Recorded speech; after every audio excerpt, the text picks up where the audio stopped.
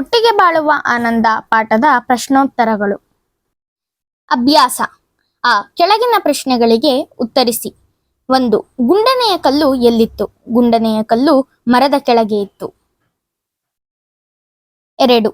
ಬೇವಿನ ಮರವನ್ನು ಜನ ಏನೆಂದು ಕರೆಯುತ್ತಿದ್ದರು? ಬೇವಿನ ಮರವನ್ನು ಜನರು ಅಮ್ಮನ ಮರ ಎಂದು ಕರೆಯುತ್ತಿದ್ದರು. ಕಲ್ಲು ಕೋಪದಿಂದ ಏನು ಮಾಡಿತು? ಕಲ್ಲು ಕೋಪದಿಂದ ಉರುಳಿ ಸ್ವಲ್ಪ ದೂರ ಹೋಗಿ ನಿಂತಿತು. 4. ಮರ ಕಡಿಯುವವರು ಏನೆಂದು ಹೇಳಿ ಹೊರಟು ಹೋದರು? ಮರ ಕಡಿಯುವವರು ಇದು ಅಮ್ಮನ ಮರ, ಕಡಿಯುವುದು ಬೇಡ ಎಂದು ಹೇಳಿ ಹೊರಟು ಹೋದರು. 5. ಕಲ್ಲು ಹೊಡೆಯುವವರು ಏನೆಂದು ಹೇಳಿ ಹೊರಟು ಹೋದರು? ಕಲ್ಲು ಹೊಡೆಯುವವರು ಇದು ಅಮ್ಮನ ಕಲ್ಲು, ಒಡೆಯುವುದು ಬೇಡ ಎಂದು ಹೇಳಿ ಹೊರಟು ಹೋದರು. ಕೆಳಗಿನ ಪ್ರಶ್ನೆಗಳಿಗೆ 2-3 ವಾಕ್ಯಗಳಲ್ಲಿ ಉತ್ತರಿಸಿರಿ. 1. ಜಂಬದಿಂದ ಬೇವಿನ ಮರ ಅಮ್ಮನ ಕಲ್ಲಿಗೆ ಏನೆಂದು ಹೇಳಿತು? ನಾನು ಬೇವಿನ ಮರ, ನಾನು ಅಮ್ಮನ ಮರ, ನೀನು ನನ್ನ ಕೆಳಗಿರುವುದರಿಂದ ನಿನ್ನನ್ನು ಅಮ್ಮನ ಕಲ್ಲು ಎಂದು ಜನ ಕರೆಯುತ್ತಾರೆ ಎಂದು ಹೇಳಿತು. 2. ಜಂಬದಿಂದ ಅಮ್ಮನ ಕಲ್ಲು ಬೇವಿನ ಮರಕ್ಕೆ ಏನೆಂದು ಹೇಳಿತು? ಅಮ್ಮನ ಕಲ್ಲು ಜಂಬದಿಂದ ಬೇವಿನ ಮರಕ್ಕೆ, ನಾನು ಅಮ್ಮನ ಕಲ್ಲಾಗಿರುವುದರಿಂದ ಜನ ನಿನ್ನನ್ನು ಅಮ್ಮನ ಮರ ಎಂದು ಪೂಜಿಸುತ್ತಾರೆ. 3. ಬೇರೆ ಬೇರೆಯಾಗಿದ್ದ ಬೇವಿನ ಮರ ಮತ್ತು ಕಲ್ಲನ್ನು ನೋಡಿ ರೈತನು ತನ್ನ ಮಕ್ಕಳಿಗೆ ಏನು ಹೇಳಿದನು?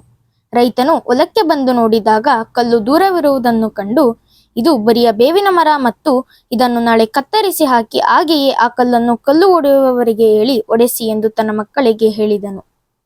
4. ಬೇವಿನ ಮರ ಮತ್ತು ಅಮ್ಮನ ಕಲ್ಲು ಮತ್ತೆ ಹೇಗೆ ಸ್ನೇಹಿತರಾದವು? ರೈತನು ತನ್ನ ಮಕ್ಕಳಿಗೆ ಹೇಳಿದ ಮಾತನ್ನು ಕೇಳಿ ಭಯದಿಂದ ಏನು ಮಾಡುವುದೆಂದು ಯೋಚಿಸಿ ಮೆಲ್ಲನೆ ಕಲ್ಲು ಬೇವಿನ ಮರವನ್ನು, ನಾನು ಬರಲಾ ಎಂದು ಕೇಳಿದಾಗ ಮರವು ಬೇಗ ಬಾ ಎಂದು ಕಲ್ಲಿಗೆ ಹೇಳಿತು. ಖಾಲಿ ಬಿಟ್ಟ ಸ್ಥಳಗಳನ್ನು ಸೂಕ್ತ ಪದಗಳಿಂದ ತುಂಬಿರಿ. 1. ಬೇವಿನ ಮರವನ್ನು ಜನ ಅಮ್ಮನ ಮರ ಎಂದು ಕರೆಯುತ್ತಿದ್ದರು. 2.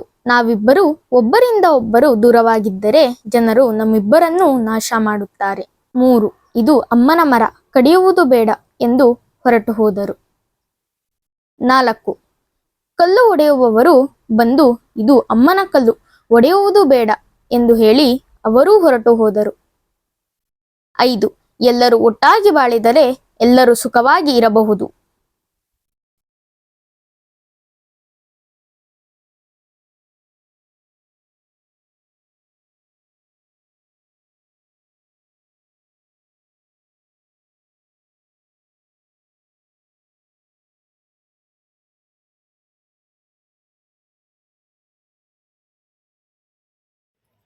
Thank you for the watching. Subscribe my channel Paಠ್ಯ ಪುಸ್ತಕ.